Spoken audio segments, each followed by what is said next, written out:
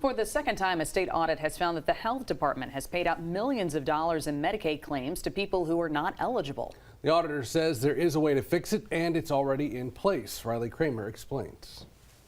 The Louisiana Legislative Auditor has been closely watching the state's Medicaid program.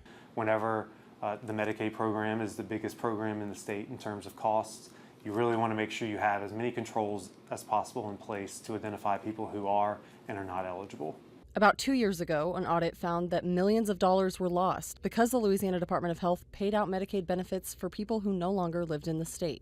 At that time, the auditor recommended the health department use information from the Office of Motor Vehicles to make sure recipients were still in state. But in a recent follow-up report, while LDH was doing a little better at identifying and removing people who it knew about were living out of state, it still had not implemented using driver's license data to identify people who moved out of state. this time the auditor found that from March of 2023 to December of 2024, over $103 million had been paid to insurance companies to cover more than 22,000 people on Medicaid who lived out of state. When the auditors started asking questions this year, the health department realized they needed to move quicker.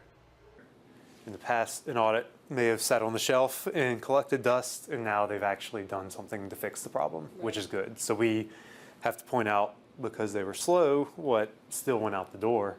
In April, the health department finally began using OMV data to help fix this issue. The state auditor's office says this highlights the importance of fixing a problem quickly in order to save money from going out the door. Riley Kramer, WAFB 9 News.